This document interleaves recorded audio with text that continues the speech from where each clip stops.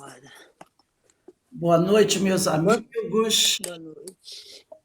Nós estamos aqui na Sociedade de Estudos Espíritas Francisco de Assis, hoje, dia 25 de junho de 2021. Nesse horário, né, às 18h10, nós fazemos o estudo desta obra, Parábolas e Ensinos de Jesus. Na sexta-feira, nós estudamos as parábolas. E na quinta, a gente estuda os ensinos de Jesus que estão contidos na segunda parte desse livro. Esse livro é do nosso irmão Cairbar Schutel e foi publicado pela editora O Clarim. Então, sexta-feira é a primeira parte do livro, as parábolas, e na quinta-feira, a segunda parte do livro, os ensinos de Jesus. Nós estamos estudando essa primeira parte. E hoje nós vamos estudar esse texto do Cairbar, que é o texto que antecede a primeira parábola, que é a parábola do semeador, que será estudada na semana que vem, e aí sim nós começaremos efetivamente estudando as parábolas. Então vamos acompanhar aqui esse texto de Cairbar e o que ele vem nos trazer de ensinamento. Tem muita coisa interessante aqui que nós podemos observar nesse texto. A altura do som está bom para vocês? Estão conseguindo me ouvir bem? Ótimo. Então vamos começar aqui. Primeira parte, as parábolas e a sua interpretação. Então o texto começa assim. Na acepção geral do termo parábola é uma narrativa. Rose, eu vou Oi, ter que sair um pouquinho, tá? Eu vou ter que sair, filha, para resolver um negócio aqui, tá? tudo bem, não tem problema não, querida. Tudo bem, quando você puder, você volta. Então, ele diz Falei. aqui, na acepção geral do termo, parábola é uma narrativa que tem por fim transmitir verdades indispensáveis de serem compreendidas. Perceberam o que ele quer dizer aqui? É uma narrativa, a parábola, que tem por fim, por objetivo, como finalidade, transmitir verdades indispensáveis de serem compreendidas. Então, são ensinamentos que nós precisamos compreender. São verdades muito importantes. Quer dizer, todas as verdades são importantes, mas esses ensinos aqui são fundamentais. Então, a parábola é uma história, né, uma narrativa, uma história contada por Jesus, com os elementos culturais da época, e ela tem essa finalidade, transmitir verdades indispensáveis de serem compreendidas. São aquelas verdades que não podem ficar com uma sombra sobre elas. Nós precisamos compreender com detalhes, com muita clareza, esses ensinamentos, tá? E aqui ele continua dizendo assim: as parábolas dos evangelhos são alegorias que contêm preceitos de moral. Então, são histórias com aqueles elementos culturais da época que contêm ensinos de grande profundidade moral. O emprego contínuo que durante o seu ministério Jesus fez das parábolas, quer dizer, ele continuamente contava parábolas. Tinha por fim esclarecer melhor seus ensinos. Ele sabia que o nível cultural daqueles homens daquela época não era uma coisa, né, grandiosa, muito pelo contrário. Ele sabia que aqueles homens tinham um nível cultural pequeno. A maioria era analfabeta. Um ou outro tinha um certo conhecimento a mais, mas a grande maioria da população não. Então, ele precisava esclarecer essas pessoas. E ele, como um grande pedagogo, ele encontrou na parábola uma forma de melhor esclarecer essas pessoas, de passar esse ensinamento para aquelas pessoas da época. Por isso que é dito, até na codificação, que hoje não há mais a necessidade de parábolas, porque o nosso esclarecimento, o nosso conhecimento hoje, científico, filosófico, sociológico, é muito, muito mais avançado que os homens daquela época. Então não há necessidade de, para passar o ensinamento, ficar contando historinhas para a gente, de carneirinho, de pescador, porque nós já temos condições de compreender melhor do que o povo daquela época. Então ele diz aqui, mediante comparações do que pretendia dizer com o que ocorre na vida comum e com os interesses terrenos, tá? Então, ele contava essas histórias fazendo comparações do que ele pretendia dizer com o que ocorre na vida comum. Então, ele passava o ensino fazendo comparações com o dia a dia deles, com os elementos que eles estavam acostumados. Sugeria, assim, o mestre, figuras e quadros das ocorrências cotidianas. Um semeador saiu a semear, um homem estava viajando de Jerusalém para Jericó, um comerciante.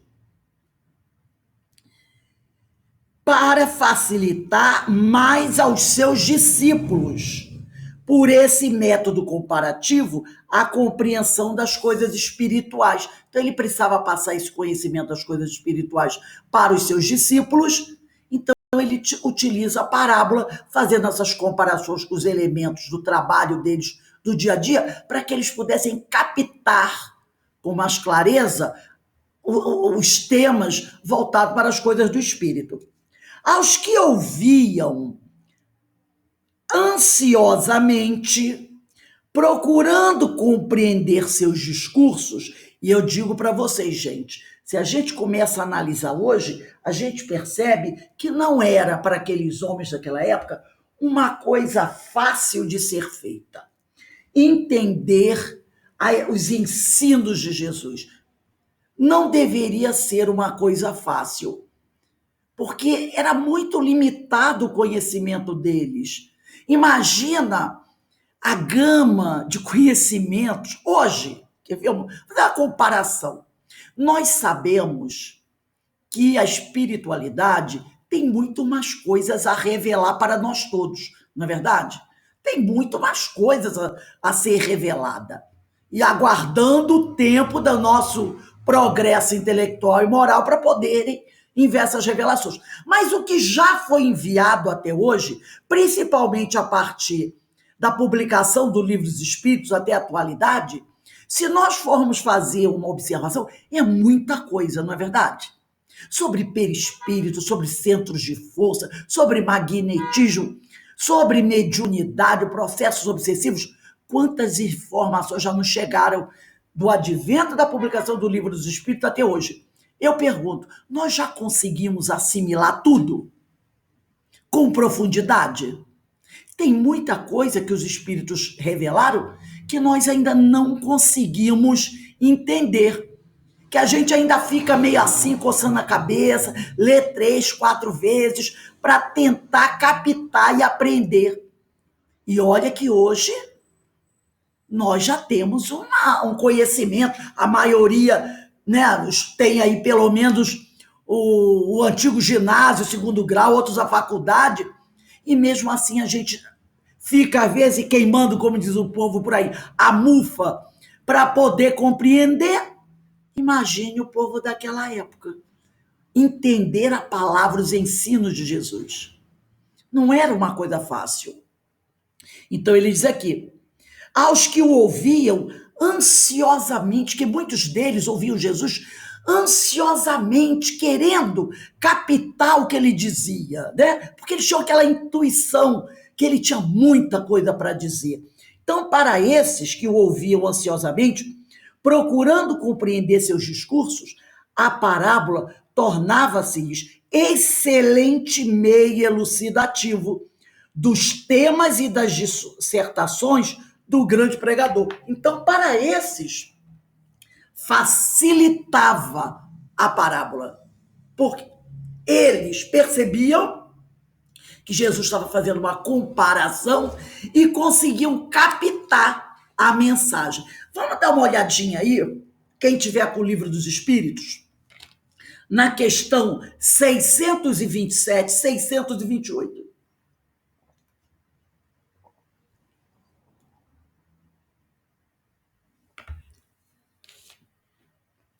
Questão 627. Está na parte 3ª, capítulo 1, da lei divina ou natural.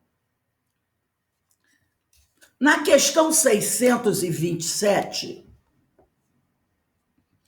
da lei divina ou natural, Kardec faz a seguinte pergunta aos espíritos. Uma vez que Jesus ensinou as verdadeiras leis de Deus, qual a utilidade do ensino que os espíritos dão? Terão que nos ensinar mais alguma coisa? Porque se Jesus ensinou as verdadeiras leis de Deus, será que outros espíritos que vieram posteriormente, até os recentemente agora, Dr. Bezerra e muitos outros, Ivone do Amaral Pereira, eles ainda têm algo a nos dizer? E os espíritos respondem. Jesus empregava a miúde, quer dizer, com constância, na sua linguagem, alegorias e parábolas. É questão 627. Alegorias e parábolas. Porque falava de conformidade com os tempos e os lugares. Porque aquele tempo era um tempo onde a educação não era uma coisa muito democrática, não é verdade? Faz-se mister agora, quer dizer, faz-se necessário agora que a verdade se torne inteligível para todo mundo. Então, agora faz que todo mundo compreenda. É isso que ele está querendo dizer. Agora é necessário que todos compreendam. Muito necessário é que aquelas leis que Jesus trouxe sejam explicadas e desenvolvidas. Tão poucos são os que as compreendem, e ainda menos os que a praticam. Então, ele diz aqui, muito necessário é que aquelas leis sejam explicadas e desenvolvidas. Os ensinos de Jesus, é necessário que eles sejam explicados, tá? E desenvolvidos. E aí ele faz uma observação. Tão poucos são os que as compreendem hoje, e ainda menos os que a praticam. Então, hoje, ainda tem um grande número que não as compreendem e um número muito maior dos que não praticam os ensinos de Jesus. A nossa missão, e aqui são os espíritos falando, a nossa missão consiste em abrir os olhos e os ouvidos a todos, confundindo os orgulhosos e desmascarando os hipócritas. Os que vestem a capa da virtude e da religião, a fim de ocultarem suas torpezas. O ensino dos espíritos tem que ser claro e sem equívocos, para que ninguém possa pretextar ignorância e para que todos o possam julgar e apreciar com a razão. Estamos incumbidos de preparar o reino do bem que Jesus anunciou. Daí a necessidade de que a ninguém seja possível interpretar a lei de Deus ao sabor de suas paixões, sem nem falsear o sentido de uma lei toda de amor e de caridade. Por isso que os espíritos têm muito a ensinar. Para eles estão atentos para não deixar que ninguém venha desvirtuar o ensino de Jesus. Por isso que eles estão aqui, dando continuidade ao trabalho de Jesus, sob a égide de Jesus. E na 628, Kardec pergunta, por que a verdade não foi sempre posta ao alcance de toda a gente? E eles respondem, importa que cada coisa venha a seu tempo. A verdade é como a luz. O homem precisa habituar-se a ela pouco a pouco. Do contrário, fica deslumbrado. Jamais permitiu Deus que o homem recebesse comunicações tão completas e instrutivas como as que hoje lhes são dadas. Havia, como sabeis, na antiguidade, alguns indivíduos possuidores do que eles próprios consideravam uma ciência sagrada e da qual faziam mistério, para os que, aos seus olhos, eram tidos por profanos. Pelo que conheceis das leis que regem estes fenômenos, deveis compreender que esses indivíduos apenas recebiam algumas verdades esparsas, dentro de um conjunto equívoco e, na maioria dos casos, emblemático. Entretanto, para o estudioso, não há nenhum sistema antigo de filosofia, nenhuma tradição, nenhuma religião que seja desprezível, pois em tudo há germes de grandes verdades que, se bem pareçam contraditórias entre si, dispersas, que se acham em meio de acessórios sem fundamento, facilmente coordenáveis, se vos apresentam, graças à explicação que o Espiritismo. Então, ele diz aqui que, para aquele que gosta de estudar, não existe empecilho. Há algumas doutrinas que trazem, às vezes, algumas explicações um pouco distorcidas, até complicadas para o entendimento, mas que, com a ajuda do Espiritismo, nós conseguimos desvendar. Um bom exemplo desse é alguns ensinamentos que estão no Antigo Testamento, que nós, ao lermos, podemos dizer assim, nossa, mas isso aqui é muito confuso, essa história, a história de Jonas, que foi engolido pela baleia, lembra do profeta Jonas? Hoje, quem lê aquilo sem buscar um conhecimento, vai dizer, essa história maluca, como é que uma baleia pode engolir um homem? Se bem que umas 2 vezes aconteceu nesse mês agora, né? Teve um nadador, esse mês agora, junho, que a baleia engoliu e cuspiu ele de volta. Ele conta até o fato, como é que foi interessante.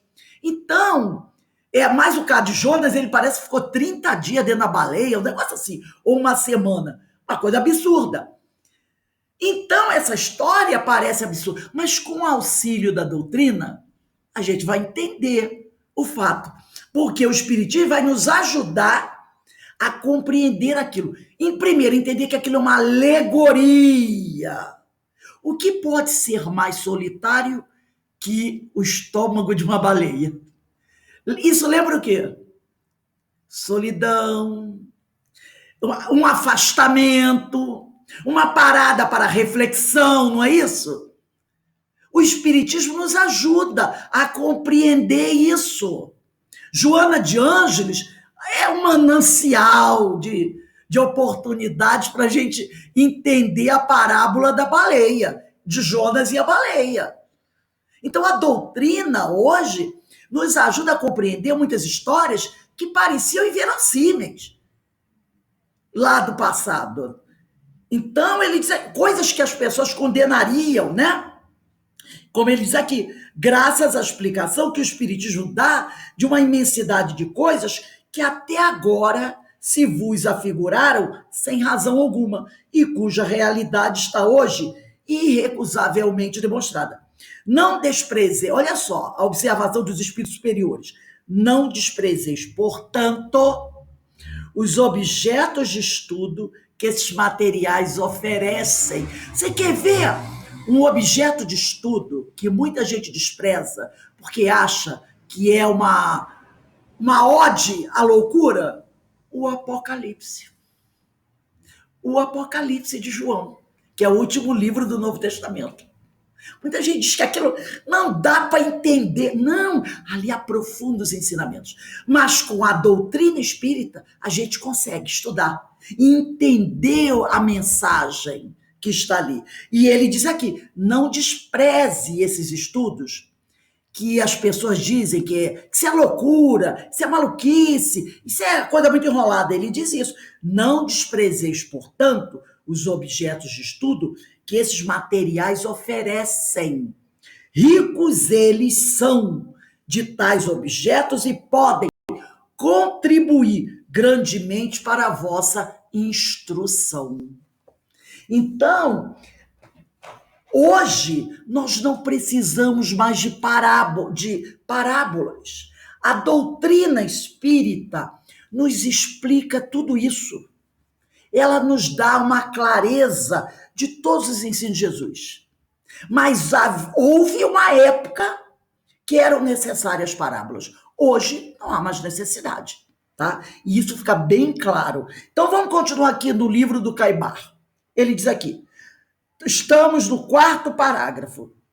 Mas os que não buscavam, olha só, mas os que não buscavam na parábola a figura que compara, tá? A figura que compara, a alegoria que representa a ideia espiritual e se prendiam à forma. Que forma é essa? A letra, não é isso? A forma, desprezando o fundo, que é a ideia. Para estes a doutrina nem sequer aparecia, mas conservava-se oculta como a nós dentro da casca. E aqui nós podemos anotar, se quisermos aí, 2ª carta aos Coríntios, capítulo 3, versículo 6. A letra mata, mas o espírito vivifica. 2ª carta aos Coríntios, capítulo 3, versículo 6. É isso aqui. Mas os que não buscavam na parábola, a figura que compara, né? Que não percebia a comparação que Jesus estava fazendo, a alegoria que representa a ideia espiritual, e se prendiam à forma, quer dizer, a letra, desprezando o fundo, que é o espírito, né? Que é a ideia. Para estes, a doutrina nem sequer aparecia, mas conservava-se oculta como a nós dentro da casca. Para esses, a história do semeador saiu a semear é a história só do semeador que saiu a semear. É de um homem que saiu para botar sementinha. É a história do rei que chamou seus 3 empregados e entregou para um talento, para outro 2, o outro para outro 3. É uma história financeira que poderia ser explicada pelo ministro da Economia, Paulo Guedes. Pronto. Um foi um bom economista, não é? Ele recebeu 3 talentos e soube usar, transar com esse dinheiro, né? Fazer transações com dinheiro e multiplicou. Um ótimo economista. Vamos chamá-lo até para administrar nossos negócios. O outro foi economista meia bomba, né? Tinha 2, conseguiu fazer 4, ficou mais... E o outro foi um falido. Porque ele tinha pouquinho dinheiro, de repente aplicou em alguma coisa que não rendia e perdeu. Então ele vai contar a história de três economistas. Um fracassado, um mais ou menos e um de sucesso. E fecha por aí. Para aqueles que não buscam, não conseguem ver, a história da parábola dos talentos é a história sobre finanças. Sobre finanças. Acabou. E se você quiser, você explica através das finanças. Pronto, aqui, ó. Você tem um exemplo de 3 pessoas que foram lá mexendo com dinheiro. Uma teve muito sucesso, a outra foi mais ou menos, a outra foi um fracassado. Preste atenção, você tem que fazer bons negócios para multiplicar o seu dinheiro. Acabou. É o que ele diz aqui. Para estes... Nessa história, ele não vê doutrina. Então, a verdade ficou oculta ali dentro. Ele só vê aquilo mesmo. A história de um comércio, de um rei e 3 funcionários dele. Para por aí. Não consegue ver mais do que isso. E ele continua aí. Daí a resposta de Jesus aos discípulos, que lhe inquiriram a razão dele falar por parábolas. Está lá em Mateus, quem quiser anotar aí, Mateus capítulo 13, versículo de 10 a 12. Essa passagem que eu vou citar está em Mateus capítulo 13, versículo de 10 a 12. Porque a vós é dado conhecer os mistérios do reino. Prestando atenção na palavra mistérios. Mas a eles não lhes é isso dado. Então Jesus está dizendo assim, para vocês que são meus discípulos, que estão interessados em aprender, para vós é dado conhecer os mistérios do reino dos céus, mas a eles, aos outros, não lhes é isso dado, pois ao que tem, dar-se-lhe-á, e terá em abundância, mas ao que não tem, até aquilo que ele não tem, tem-se-lhe-á tirado. Então está em Mateus capítulo 13, versículo 10 a 12. Então eu fiz umas anotações sobre essa passagem, para que a gente possa ter uma compreensão melhor dela, o que ela significa. Vamos devagarzinho, ponto a ponto. Ele diz aqui, Mateus capítulo 13, versículo 10 a 12. Olha só, com a doutrina espírita, porque não foi isso que nós lemos, que o espiritismo vai nos ajudar a compreender melhor as parábolas, os mistérios, o que era considerado mistério. O espiritismo é a chave, né? Que vai nos ajudar a enxergar o ensino dentro dessa parábola. Então ele diz aqui, com a doutrina espírita, aprendemos que o mistério, deixa eu só limpar aqui o óculos, aprendemos que o mistério está na nossa ignorância. O mistério está na nossa ignorância. É mistério porque a gente ainda não sabe. Mas não é aquela... Porque quando o pessoal fala de mistério, você pensa assim, sobrenatural, não é? É aquela coisa que vai ficar escondida, que ninguém nunca vai descobrir. Não, não. Tudo será revelado.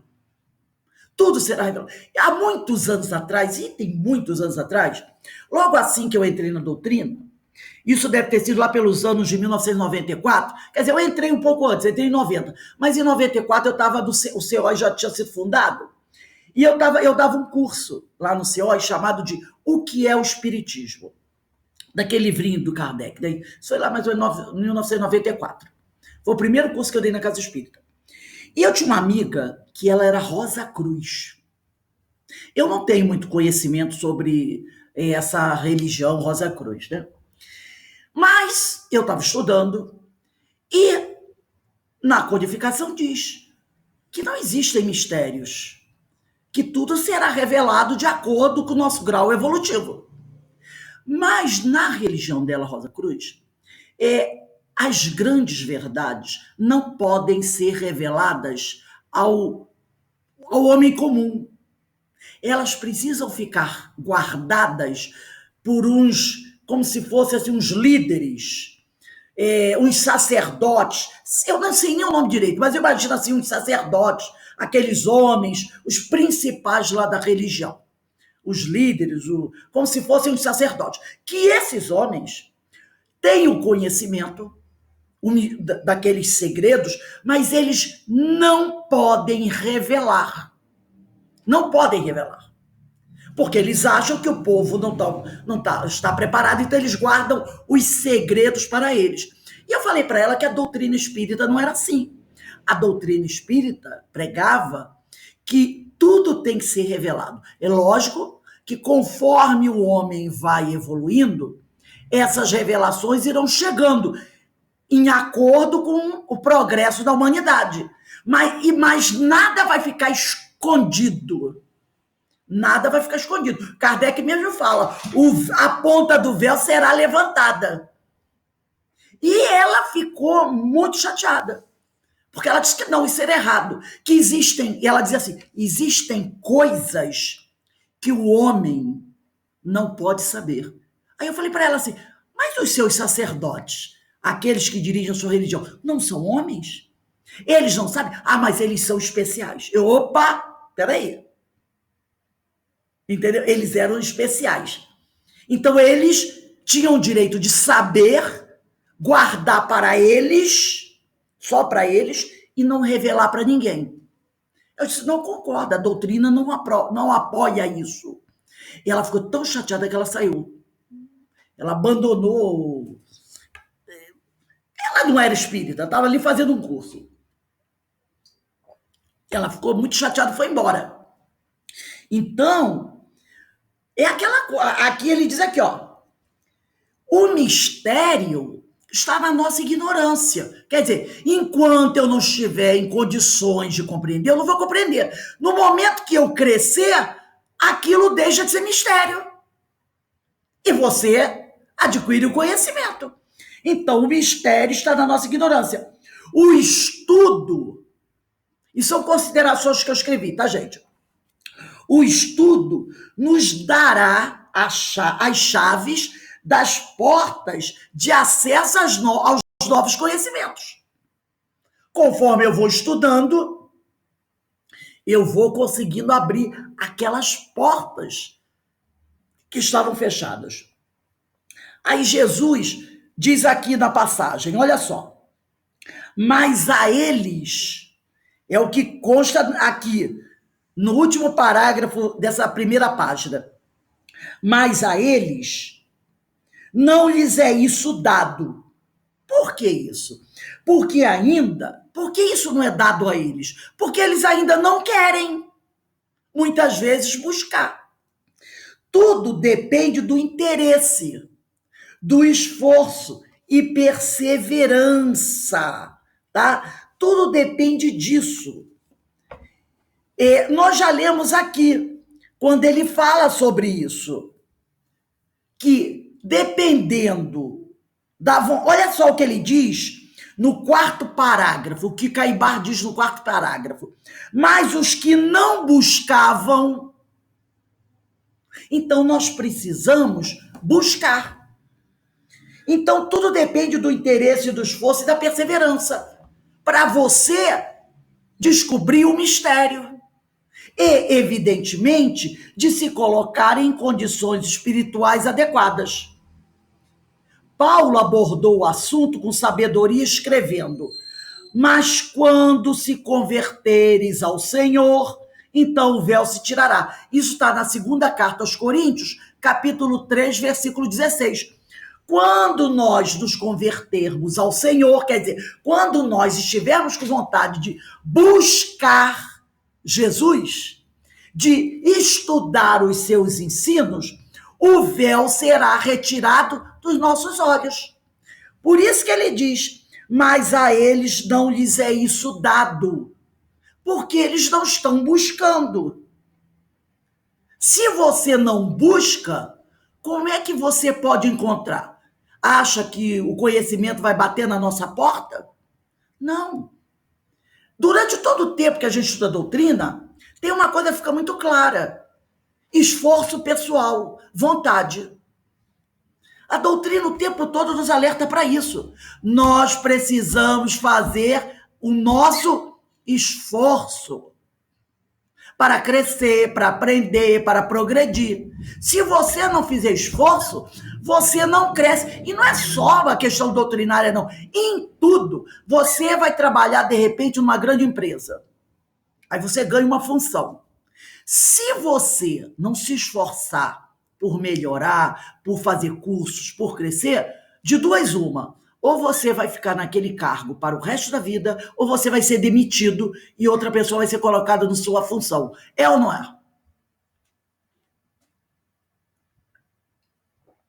Porque tem muita gente querendo a tua vaga. Então você vai ter que fazer o seu esforço para crescer. Para crescer. Então, ele diz aqui, nesse trecho aqui, nesse último parágrafo que nós estávamos lendo, ele diz assim, ó: pois ao que tem, dar-se-lhe-á e terá em abundância. O que nós temos? Nós temos o que está em nosso íntimo. E, em consequência, nos acompanha para onde nós formos. Nossas aquisições, nossos conhecimentos já conquistados, nossas virtudes. Então, temos o que está em nosso íntimo. Tanto que ele diz, pois ao que tem, quer dizer, você tem, nós temos alguma coisa. Tudo que nós já conquistamos. né? E tudo isso, mesmo é interessante que mostra uma coisa. Quando o sujeito tem um certo grau intelectual, mas a moral ainda é muito reduzida, quando ele desencarna, mesmo que ele seja exilado num planeta inferior aonde ele estava, ele cai, vamos dizer assim, socialmente, né? Mas o conhecimento que ele tem, ele não perde. Para onde ele for, um planeta superior, um planeta inferior, a conquista feita é dele. É dele. Para onde o indivíduo for, ele leva o que ele tem. Então, o que temos, se. Aí ele diz: pois ao que tem, aquele que busca o Senhor, dar-se-lhe-á e terá em abundância. Então, o que temos nos será dado em abundância, muito mais, além daquilo que nós temos.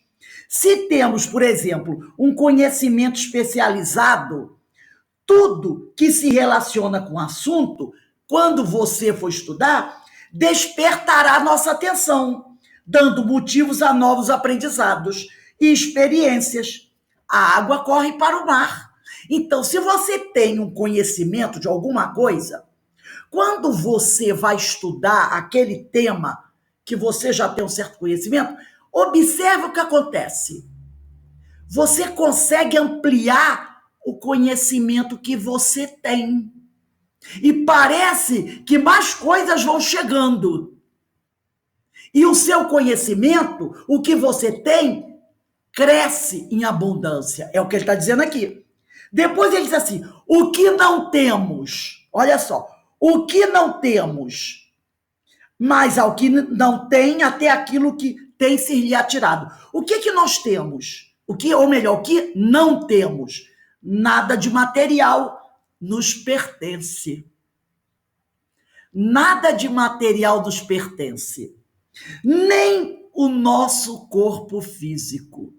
Então ele disse o que nós temos, o que eu tenho, né? Quando ele diz: pois ao que tem, dar-se-lhe-á e terá em abundância. O que eu tenho? Meus conhecimentos e minhas conquistas. Para onde eu for, eu levarei comigo.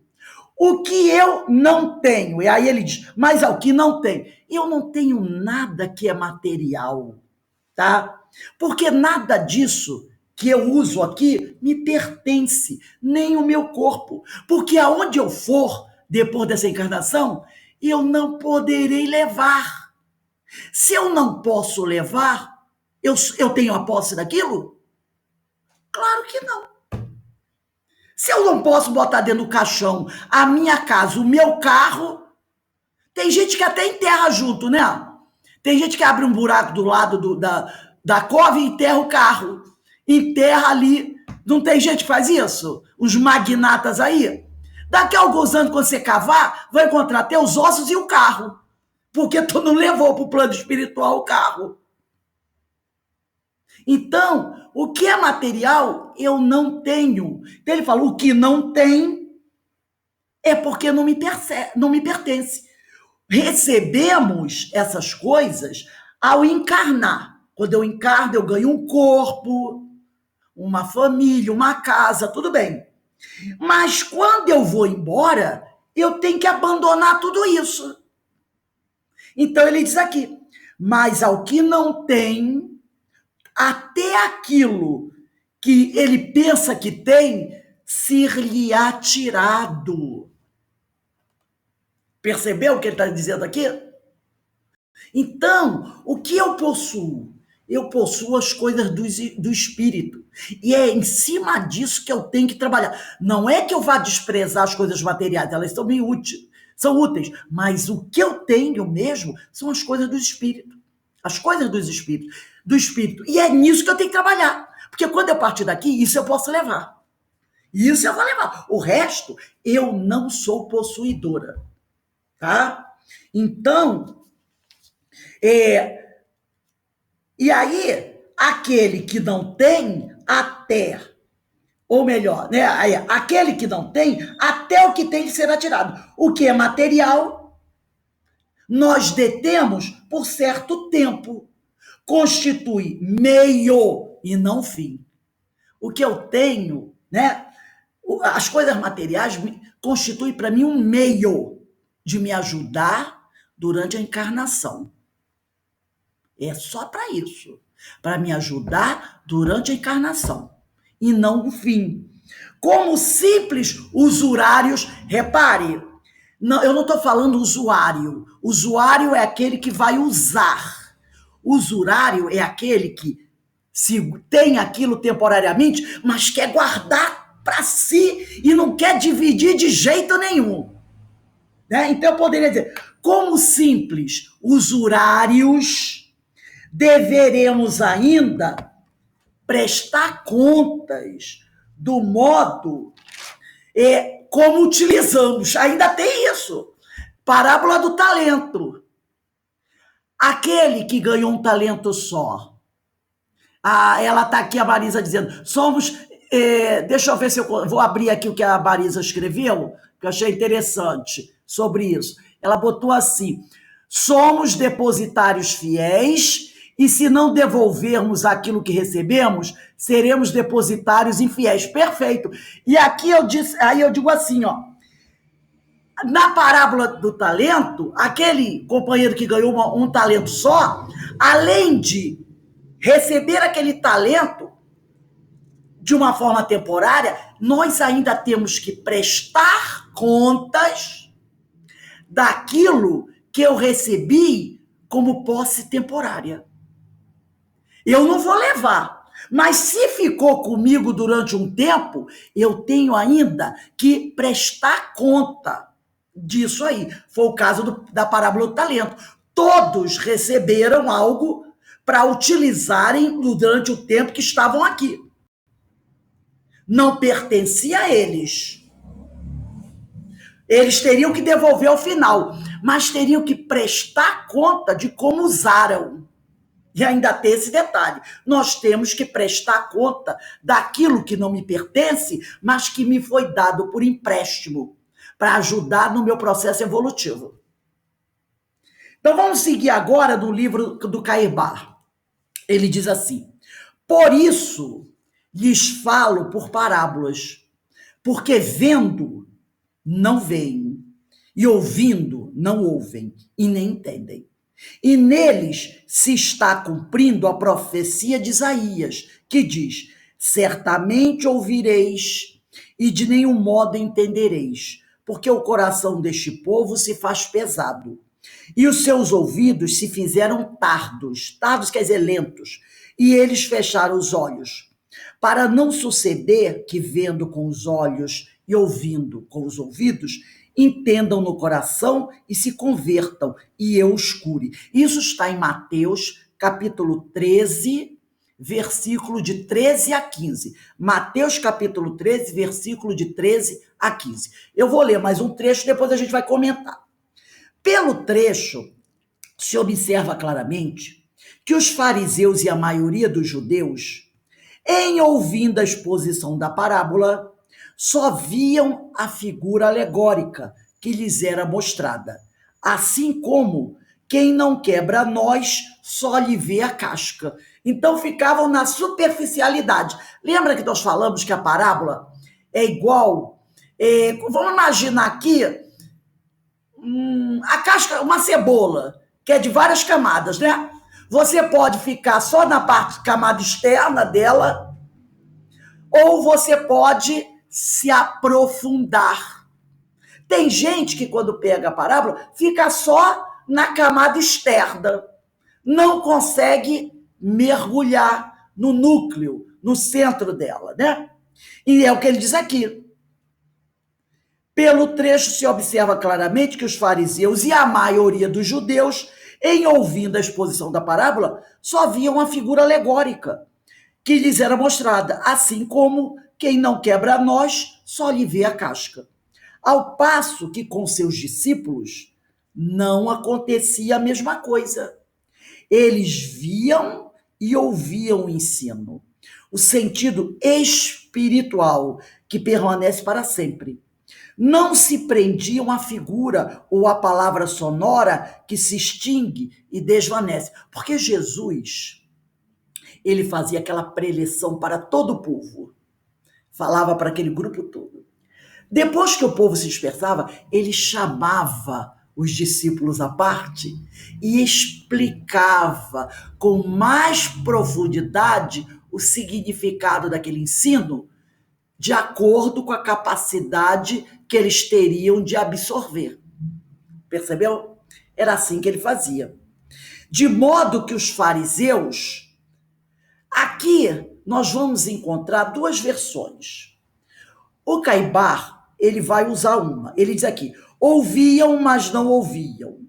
Viam, mas não viam. Aí ele bota um asterisco. Na página 31, tem uma observação dizendo assim, em outros termos, ouviam, mas não escutavam. Viam, mas não enxergavam. Tem pessoas que dizem o contrário, tá? Escutavam, mas não ouviam. Enxergavam, mas não viam. Mas não importa, tá? Não importa como a gente vai encarar. Eu prefiro até dizer, escutavam, mas não ouviam, e enxergavam, mas não viam. Ele fala o contrário, mas isso não tem problema. Então, de modo que os fariseus, ele está querendo mostrar apenas aqui que são duas coisas diferentes. Ouviam, mas não ouviam. Quer dizer, escutavam, mas não ouviam. Viam, mas não viam. Quer dizer, enxergavam, mas não viam. Usando dois verbos diferentes para a pessoa entender. Porque uma coisa é ver e ouvir com os olhos e ouvidos do corpo. Você pode dizer, uma coisa é enxergar e escutar com os olhos e ouvidos do corpo. Também tem o mesmo sentido. E outra coisa é ver e ouvir com os olhos e ouvidos do espírito. Então, ele está querendo dizer, uma coisa é escutar. Escuto, entra por aqui, sai por aqui. Outra é realmente ouvir. Apreender. Deu para entender? É isso que ele está dizendo. Então, continua. A condição que Jesus expõe como sendo indispensável para nos ser dado e possuirmos em abundância é como diz o texto, de nós termos. Você tem que ter alguma coisa no seu íntimo para que aquilo possa ser multiplicado. Lembra da parábola do talento? Ele deu para cada um dos seus trabalhadores alguma coisa. O rei deu para um. Ele sabia a capacidade dos funcionários dele. Ele chamou um e disse assim, ó, para você eu vou dar 3 talentos. Por que ele deu para aquele 3? Porque ele sabia que aquele tinha capacidade para receber 3. Para outro, ele deu 2, porque ele sabia que aquele tinha capacidade de receber 2 e multiplicar. E para um, ele deu um só. Ele sabia, para esse que eu vou dar uma moedinha, não adianta dar 3. Porque ele não vai conseguir multiplicar. Eu dou uma só, que uma eu sei que ele é capaz. Então ele deu alguma coisa para aqueles indivíduos, para que eles multiplicassem. Se o indivíduo não tivesse nada, se nós não tivéssemos nada, como é que você poderia multiplicar alguma coisa? Alguém multiplica nada? Claro que não. Claro que não. Então, repare a parábola do talento. Primeiro o rei deu alguma coisa para os trabalhadores e mandou que eles multiplicassem. Então, isso é importantíssimo. Nenhum espírito que é criado por Deus fica zerado, página em branco. Todos nós temos talentos. Todos nós trazemos alguma coisa. E é essa coisa que nós temos que nós vamos multiplicar. Jesus falou, deixai brilhar a vossa luz. Ora, se Jesus diz isso é porque eu tenho luz, ó, gente. Ah, mas a minha é desse tamanhozinho. Mas não é luz? É. Acende um fósforo pequeno numa sala totalmente escura. Se não vai iluminar, vai. Então, todos os espíritos têm talentos, alguns mais, outros menos. Qual é a nossa obrigação? Multiplicar o talento que eu tenho. Não importa se muito ou pouco. Todos nós temos. Então ele diz aqui, a condição que Jesus expõe como sendo indispensável para nos ser dado é possuirmos em abundância. Quanto mais você possui, mais você vai recebendo. Ora, se vamos imaginar que você tem um funcionário. Você vê que esse funcionário, você deu a ele uma responsabilidade. Você vê que ele desencumbiu bem aquela responsabilidade e está procurando crescer. Você não vai confiar a ele mais coisas? Claro, você viu o potencial dele. Você vai dizer, opa, eu posso investir nele. É isso que ele está dizendo aqui. Aí depois ele diz aqui, ó, mas temos o quê? Certamente algum princípio doutrinário. Nós temos conquistas. Unido à boa vontade para recebermos a verdade. Aquele que tem, ser-lhe-á dado mais e terá em abundância. E o obstáculo à recepção da sua doutrina, e o obstáculo para não receber, é o indivíduo não ter mais ligeira iniciação espiritual e não ter boa vontade para receber a nova da salvação. Então, aquele que já não tem, porque nós não temos nada, né, de material, tudo é empréstimo divino, e não nos esforçamos para fazer conquistas espirituais, ele vai receber o quê? Então, nós vamos fazer agora umas considerações sobre isso que nós lemos, que está aqui no versículo, no Evangelho de Mateus, capítulo 13, versículo de 13 a 15. Este versículo, né, estes versículos, que é mais de um, de 13 a 15... Dá para repetir, Rose? Fale. Eu não estou te ouvindo, Alberto. Dá para repetir o número do capítulo? É capítulo Mateus, capítulo 13, versículo de 13 a 15. Capítulo 13, versículos de 13 até 15. Estes versículos, 13, 14, 15, chamam a atenção para a questão da compreensão, que pede interesse, dedicação, boa vontade e preparo, como também da percepção, que é bem sutil, é deduzir, não passar por cima. Então ele mostra, claro, que nós temos que, para que a gente possa ter cada vez mais, nós precisamos compreender o que Jesus nos ensina, precisamos ter interesse e dedicação, boa vontade para buscar fazer o que aqueles que ganharam 2 e 3 talentos fizeram. Lembra? O que ganhou 2 talentos, multiplicou e ficou com 4. Aquele que tinha 3 talentos, multiplicou e ficou com 6. É fazer isso aí. Então, esses versículos aqui chamam a atenção para a questão da compreensão, que pede interesse, dedicação, boa vontade, preparo, como também da percepção, que é bem sutil. É deduzir, não passar por cima. Então, nós temos que mergulhar e perceber o que ele está dizendo aqui. Coração pesado. Ele fala aqui do coração pesado. Ele diz assim, ó, lá em cima, porque o coração deste povo se fez pesado. E o coração pesado é o coração endurecido.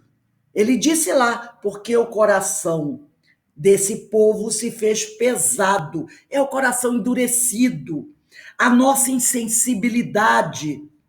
E isso constitui uma limitação. Uma limitação para você crescer. Quem ouve de má vontade, por exemplo, não registra nem aprende a lição. A pessoa que se depara com os ensinos de Jesus e como diz o outro, né? Como ele disse aqui, fica olhando só para a casca da noz, não aprende a lição. Percebeu? Fica só na superficialidade. Depois ele fala também no versículo assim, ele diz assim, porque o coração deste povo se fez pesado e os seus ouvidos se fizeram tardo e eles fecharam os olhos. O que é isso, fechar os olhos? É a obstinação na cegueira, mau uso do livre-arbítrio, o que pode trazer sérias consequências. Quando a gente fecha os olhos, o que vai acontecer? Caminha de olhos fechados. Você vai tropeçar, vai cair e vai se machucar. Não é verdade?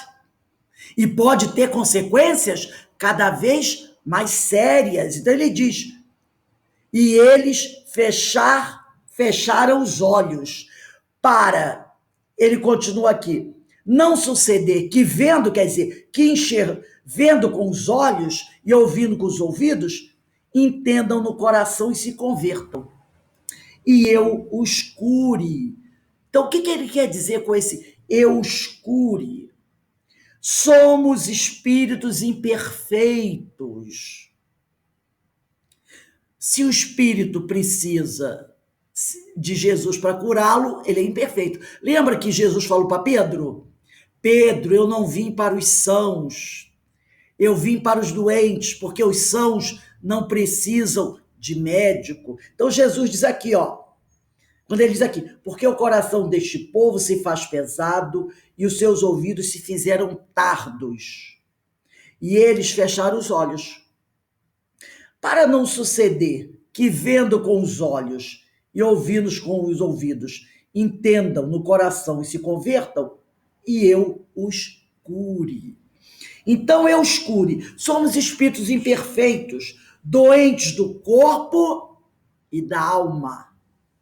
Precisamos ver, ouvir, sentir e nos convertermos, nos educarmos nas questões espirituais para sermos curados.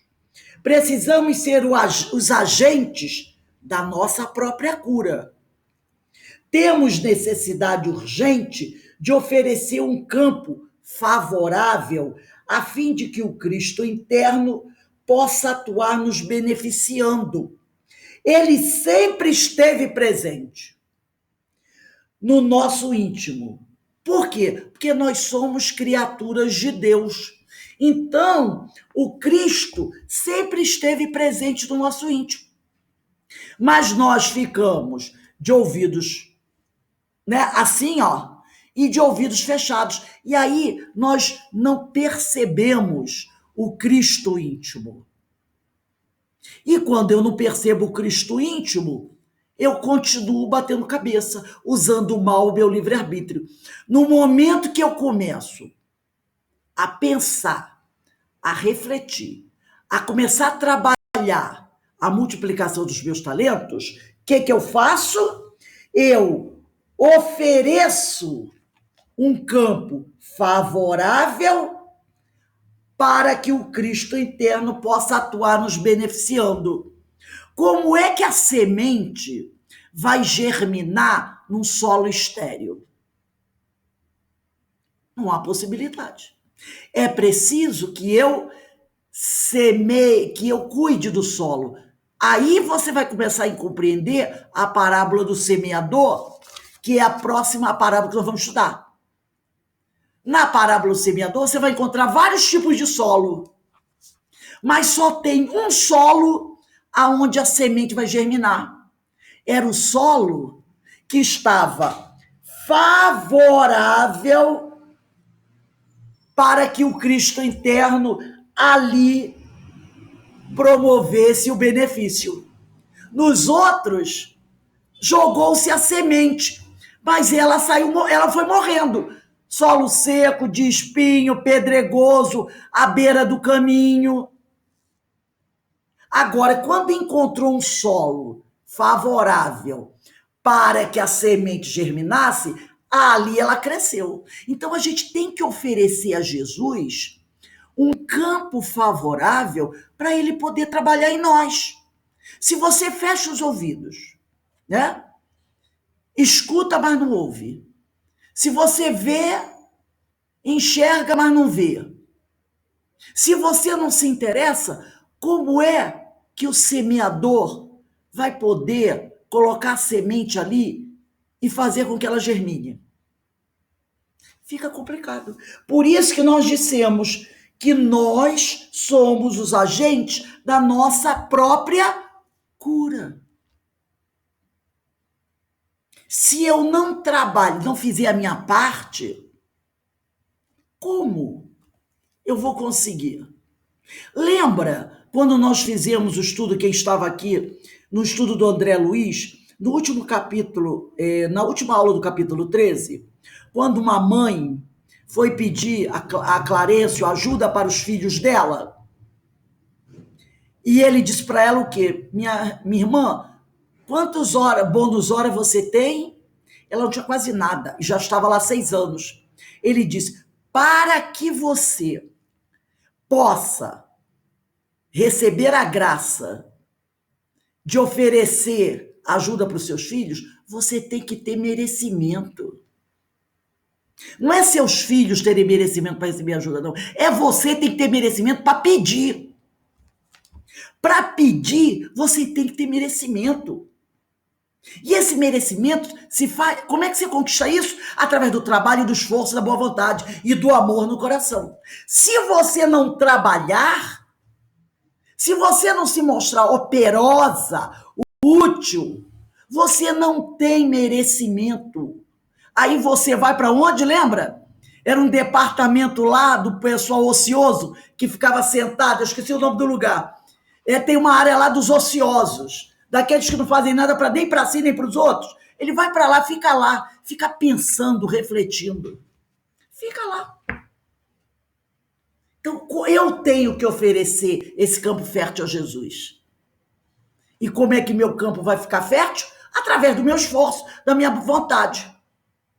Deu para compreender? Aí aqui vamos continuar no livro do Caibar. No livro Parábolas e Ensino de Jesus. Estou voltando para o livro. De modo que a parábola evangélica é uma instrução alegórica, exposta sempre com um fim moral, como um meio fácil de fazer compreender uma lição espiritual. Rose, Oi, campos de repouso. não entendi. Campos de repouso. Ah, campos de repouso. Os campos de repouso são para aqueles ociosos, que não fazem nada nem para si, nem para os outros. Ficam lá. Me lembrei agora. É o famoso cantinho do pensamento. Vai lá, minha filha, pro cantinho do pensamento. Refletir um pouco sobre o que você deixou de fazer e o que você precisa fazer. É o famoso cantinho do pensamento. É o campo de repouso, né? Parece um nome bonito, mas não é bonito, não. Então ele diz aqui, de modo que a parábola evangélica é uma instrução alegórica exposta sempre com fim moral, como um meio fácil de fazer compreender uma lição espiritual. É pelo menos a opinião do evangelista Mateus, quando diz, lá no capítulo 13, versículo 34 a 35, todas essas coisas falou Jesus ao povo em parábolas, e nada lhes falava sem parábolas. Olha só, olha o que ele diz aqui. É pelo menos a opinião do evangelista Mateus, quando diz, todas essas coisas falou Jesus por parábola, ao povo em parábola, e nada lhes falava sem parábolas. Palavras de Mateus. Para que se cumprisse o que foi dito pelo profeta. O profeta chamava-se Asaf. No livro de Salmos, O profeta, olha só como tudo, vamos repetir aquela frase, estava tudo escrito. O profeta Asaf, uns 700 anos antes de Jesus, no livro de Salmos, esse Asaf escreveu uns 12 salmos. No livro de Salmos, como a minha Bíblia é tradição hebraica, é no Salmo 78. Quem tem a Bíblia tradição latina é Salmo 77. Então você bota os dois salmos, 78 e 77. Quando você procurar sua Bíblia, você lê no 78. Se não achar, você acha no 77. No meu caso, a minha Bíblia, tradição hebraica, é Salmo 78. Mas você bota assim, ó, Salmo 78 ou 77. Olha o que o profeta Asaf disse uns 700 anos de Cristo. Chama-se assim, Poema de Asaf. Povo meu, escuta minha lei, dá ouvido às palavras de minha boca. Ele está tendo uma revelação, por isso que ele está falando isso, tá? Asaf está tendo uma revelação. Então ele diz, povo meu, escuta minha lei, dá ouvido às palavras de minha boca. Vou abrir minha boca numa parábola. Vou expor enigmas do passado. Percebeu? A revelação? Asaf aqui estava falando, fazendo uma revelação. Ele diz, povo meu, escuta minha lei, dá ouvido às palavras de minha boca. Vou abrir minha boca numa parábola. Vou expor enigmas do passado. Então ele diz aqui, olha a lição de Mateus, que está no capítulo 13, versículo 34 e 35. Mateus diz assim, ó, todas essas coisas falou Jesus ao povo em parábolas e nada lhes falava sem parábolas, para que se cumprisse. Então Jesus falava por parábola para que cumprir o que o profeta Asaf havia dito vários séculos atrás. Aqui se cumpriu a profecia de Asaf. Jesus só falava por parábolas. Quer ver um exemplo? Quando Jesus está sendo crucificado, tem gente que diz que ele chorou na cruz e falou, Senhor, por que me abandonastes? Não, ele estava falando uma parábola. Na maioria das vezes, Jesus só falava através de parábolas para os seus discípulos. Pai, por que me abandonaste? Não é isso que dizem que Jesus falou na cruz? Ele está recitando uma parábola. Desculpe, ele está recitando um salmo. Quando Jesus está na cruz, ele está recitando um salmo. Pai, por que me abandonaste? Eu disse, Senhor, porque na maioria das vezes, quando Jesus estava ensinando, ele ensinava por parábolas. E muitas vezes, quando ele conversava com os discípulos, com as pessoas, o que ele falava ele estava recitando salmos. Então, Jesus recitava salmos e falava por parábolas. Pai, porque a última frase dele na cruz, Senhor, por que me abandonaste? Ele está recitando um salmo. E aqui, quando ele fala isso, Mateus diz aqui que Jesus só ensinava por parábolas, ele está fazendo cumprir o que foi dito pelo profeta Asaf, lá no Antigo Testamento. Entendeu? Então, continuando aqui. Por isso que está aqui, ó, abrirei em parábolas, olha o que Asaf disse, a minha boca, e publicarei coisas escondidas desde a criação. Por isso que ele diz aqui, ó, na Bíblia, vou expor enigmas do passado. Não é isso que ele diz? Na realidade é isso. Ele vai, através das parábolas, contar coisas escondidas desde a criação. Então nós vamos conhecer os mistérios divinos. Então está tudo muito claro. Então vamos continuar aqui no livro do Caibar. Finalmente, as parábolas têm pouca importância para os que as tomam como foram escritas, para aqueles que ficam ali ao pé da letra. Demais, o sentido nunca deve ser desnaturado ou transviado, sob pena de prejudicar a ideia cristã. Por exemplo, ao que vê na parábola do tesouro escondido um meio de enriquecer materialmente, ou na parábola do administrador infiel uma lição de infidelidade, porque administrador infiel é uma prova de infidelidade, lhe será preferível fechar os evangelhos e continuar a tratar de seus negócios materiais.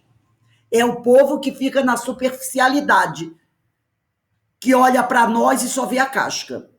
A inteligência dos evangelhos explica perfeitamente a interpretação espiritual que Jesus dá aos seus ensinos.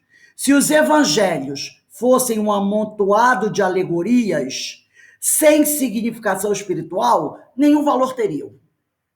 E agora, para a gente encerrar, nesse livro aqui, do Jesus, Parábola de Jesus à Luz da Doutrina Espírita, organizado pelo Rafael Papa, na introdução, eu trouxe aqui um trecho que eu achei muito interessante. E ele diz assim: o Evangelho de Jesus em nossas vidas.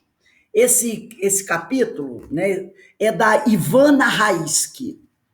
Então, ela começa assim: para falarmos sobre o Evangelho de Jesus e o que ele pode fazer em nossas vidas, precisamos primeiro entender quem é Jesus. Ele é um espírito puro, criado por Deus, simples e ignorante, como todos nós. A diferença é que Jesus é nosso irmão mais experiente e perlustrou, quer dizer, e caminhou a escala evolutiva espiritual com sucesso, tornando-se espírito perfeito. Então ele fez aquela caminhada que todos nós vamos fazer. Quando o planeta Terra estava em fase de construção, Jesus já estava no comando deste processo. Quando vieram aqui habitar os primeiros espíritos, Jesus já era o nosso governador espiritual. Ele acompanha a evolução do planeta na condição de professor, que tanto nos bafeja, quer dizer, nos presenteia, né, com seu amor e zelo. Com a doutrina espírita, aprendemos que diferentes são as classes dos espíritos criados por Deus. Nós não estamos estudando no Livro dos Espíritos, na questão 100, a escala espírita, e as categorias dos mundos habitados. Então está tudo lá no Livro dos Espíritos. Se Jesus é espírito puro, por que ele encarnou aqui na Terra? Muita gente fica assim, espírito puro vem encarnar aqui na Terra, por quê? Não deveria ele, então, já que é espírito puro, habitar mundos celestes? Ele se propôs a vir, tabernacular entre nós, passar por tudo o que passou, para que pudesse nos deixar seu exemplo, pois ele foi aquele que viveu tudo o que ensinou. Aliou teoria à prática em tudo. Por amor a nós, Jesus esteve aqui encarnado, e por esse mesmo amor, ele nos prometeu rogar ao Pai que nos enviasse um Consolador, que ficasse eternamente conosco e retirasse o véu sobre os pontos que não haviam sido compreendidos em seus ensinamentos. Assim, ele presidiu o surgimento do Espiritismo ou doutrina espírita, nomes designados por Allan Kardec para a nova doutrina que estava surgindo com o lançamento de O Livro dos Espíritos, em abril de 1857. O Espiritismo veio nos ajudar na compreensão dos ensinos do Cristo, esclarecendo que não existe injustiça nesse mundo. Tudo acontece para o bem e aprendizado de nós mesmos. Se nos afastamos das leis divinas, sofremos as consequências dessa nossa rebeldia, como forma de aprendizado para cada um de nós. Mas Deus, que é Pai de infinito amor e bondade, está sempre a nos guiar, sempre cuidando de nós e nos dando tantas oportunidades quantas forem necessárias para que possamos aprender a amar e a cumprir seus desígnios. O Evangelho de Jesus nos traz o código de conduta ética, moral e espiritual, pelo qual devemos nos pautar na vida diária. Seguindo as orientações dele, estaremos no caminho certo, rumo à verdadeira felicidade. Então, esse é Jesus, não é? Esse é o mestre que nos trouxe essas parábolas, que são ensinos atemporais e que nós, a partir da semana que vem, da próxima aula, iremos estudar, não para ficar na área externa, né? Não para ficarmos na parte exterior, mas que tentaremos, de acordo com o nosso grau evolutivo, mergulhar nas camadas mais profundas, para que nós possamos retirar dessas parábolas o máximo de conhecimento que nos for possível. Porque, como elas são atemporais, nós não conseguiremos tirar tudo, porque nós não temos esse conhecimento para fazer esse mergulho profundíssimo ainda. Mas começaremos, né, a cavar um pouco mais. E quem sabe, em outros momentos da nossa vida, como em espíritos imortais que somos, ao retornar a esses estudos, poderemos ir mergulhando cada vez mais profundamente até chegar ao núcleo, né? Até encontrar tudo que ali se encontra. Então, que nós possamos todos nos dedicarmos a esses estudos que começarão a semana que vem com a parábola do semeador. E assim nós iremos buscando multiplicar aquilo que nós já temos. E assim nos tornando merecedores de receber muito mais em abundância, como nos prometeu o Mestre Jesus. Alguém gostaria de falar alguma coisa?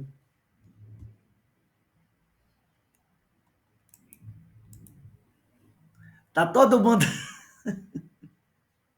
Rose, Fale, amigo.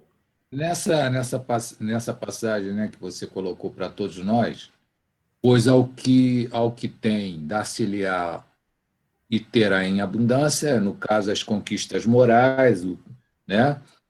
Mas aos que não têm, até aquilo que tem ser-lhe-á dado. Eu sempre tive entendimento que, nessa fase, mas o que não tem, seja também aquele que não tem conquista moral. É o que não faz, não busca, se esforça. O que aconteceu com aquele, na parábola, com aquele que ganhou um talento só e enterrou?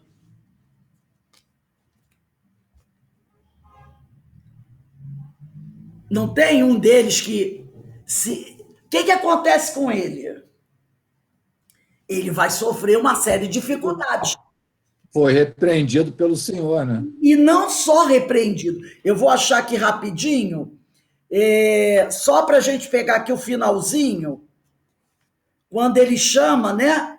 Ele diz aqui, ó, olha o finalzinho, diz assim, ó, servo mau e preguiçoso, sabias que ceifo onde não semeei e que recolho onde não joeirei? Devias então ter entregado o meu dinheiro aos banqueiros, e vindo eu teria recebido o que é meu com juros.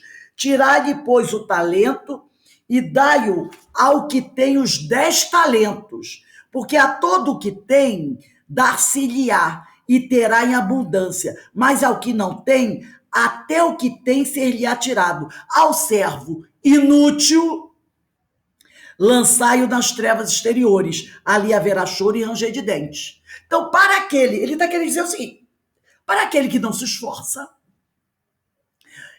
para aquele que nós não temos nada de material, tudo é empréstimo, não é verdade? Nós só temos as nossas conquistas.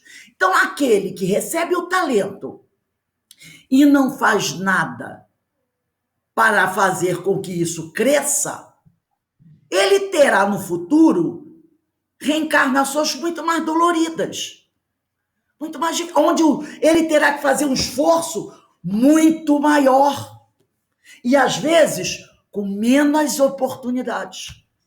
Ele terá que valorizar muito mais.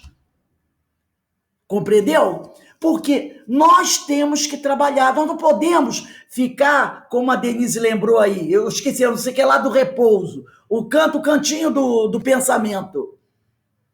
Nós não podemos. Nós reencarnamos para trabalhar, para crescer, para progredir. Então, o pouco que eu tenho me será tirado. Por que eu vou ter se eu não uso? Eu não uso isso. Então eu vou ter que trabalhar, me esforçar com muito menos, para valorizar o muito. Quando é que a gente valoriza alguma coisa? Quando a gente fica sem ela. Olha a pandemia.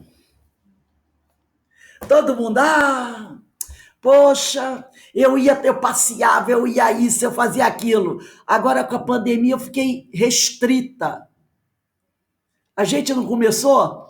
Puxa, eu tinha tanta oportunidade de fazer isso, fazer aquilo, eu não fiz. Agora com a pandemia eu não posso fazer mais. Posso fazer. Aí você começa... Agora que você não tem, o que você faz? Você começa a se reinventar. Não é? Você começa a buscar meios de fazer coisas para suprir o que você perdeu. E aí, quando você tem essa consciência clara e começa a trabalhar, você vai conseguir até fazer mais do que você não fazia antes. Quando você tinha liberdade. Olha o que a gente está fazendo. Que pena. Eu gostava tanto de ir à casa espírita. Mas às vezes chovia, eu não ia. Poxa, se não tivesse a pandemia, eu ia até que tivesse chovendo canivete. Não é assim? Até se tivesse chovendo canivete, eu ia. Antes chovia, fazia frio, eu dizia o quê? Eu não vou na casa espírita, não. Tá chovendo, tá frio. Aí veio a pandemia, eu não podia ir de jeito nenhum. Aí eu fico assim, puxa, se eu tivesse a oportunidade de ir, podia estar chovendo que fosse, eu ia. Eu ia. Tô sentindo falta de ir na casa, até com chuva. Aí o que eu faço? Eu tenho que conseguir fazer alguma coisa. Aí a gente vai pro virtual. E aí você descobre que você começa no virtual, e você descobre que do virtual tu tá indo mais à casa espírita do que antes. E o que aconteceu? Você está fazendo conquistas, porque agora você não tem a liberdade para ir, porque a casa espírita está fechada e a gente não pode. E aí você está se superando para ir à casa, para fazer o que você não fazia antes. Você está estudando mais do que antes. Você está estudando mais do que antes. Aí ela, que verdade, muitas vezes a gente não fica perguntando quando é que vai começar de novo, não é verdade? Então, agora você está correndo atrás do prejuízo. E quando tudo acabar, a pandemia acabar, você vai ver, nossa, quantas conquistas eu fiz. Quantas conquistas eu fiz. Então, quando ele diz aqui que o Senhor vai tirar o talento, na realidade não é castigo, é um processo educativo. Se você não foi pelo amor, você vai pela dor. Por isso que nós falamos também, cabe a nós termos percepção do que está acontecendo. Foi o que Saulo fez. Não foi o que ele fez? Tantos talentos como doutor da lei. Olha o que aconteceu. Usou maus talentos. Deu um problema danado. Aí o que ele faz? Percepção. Eu tenho que compensar esse negócio. E aí ele começou a trabalhar, cuspindo na carne, mas trabalhando. E depois, né? E depois ele deu salto de qualidade, mesmo na dificuldade. Talvez, se ele não tivesse passado toda a dificuldade que ele passou, depois que ele conheceu Jesus, talvez ele não tivesse feito as conquistas que fez. Ele fez mais porque foi na dor. Ele foi através da dor. E foi. Então, é isso que essas parábolas vão nos trazer, esses esclarecimentos. O que parece complicado não é. Mas, quer dizer, é se você não tiver um meio de te ajudar. E o Espiritismo é o que vai nos dar essa chave. Tem até uma frase que diz, né? Kardec é a chave. Eu esqueço o restante, você que ela diz, Kardec é a chave. Tem uma frase lá que fala. Realmente, através do Espiritismo, nós vamos conseguir abrir esse cofre e revelar ali os segredos. Com estudo, com boa vontade, com empenho, a gente vai encontrar todas essas revelações. Tudo bem? Alguém quer dizer mais alguma coisa? Então, gente, nós vamos dar uma parada agora, porque nós vamos, esse capítulo muito bom do livro Nosso Lar, nós vamos estudar agora o capítulo 14, Elucidações de Clareza. Porque ontem, na aula passada, foi a entrevista daquela senhora que foi para o Cantinho do Pensamento. Hoje é a vez de André Luiz. Só vou dar um spoilerzinho. A vontade dele foi levantar e ir embora. Depois que ele ouviu tudo que ele falou para a mulher, ele disse que ficou assim, ele se arrependeu de ter pedido audiência. Mas depois ele encarou e foi lá. Para ouvir, né, o que ele tinha que falar. Justamente, né, ele foi receber as orientações de Clareza muito envergonhado, porque depois que ele viu que Clareza falou para a mulher, ele falou assim, o que eu estou fazendo aqui? Então, nós temos essa oportunidade. Então, vamos dar aí 10 minutinhos e a gente retorna para o estudo do Nosso Lar, tá bom? Aqueles que não vão estar conosco, um beijo no coração. Amanhã estaremos de volta às 16 horas para estudar Até amanhã. As epístolas de Jesus. As epístolas de... Com certeza. Um beijo, gente. Beijo. Dorme com Deus. Vocês também.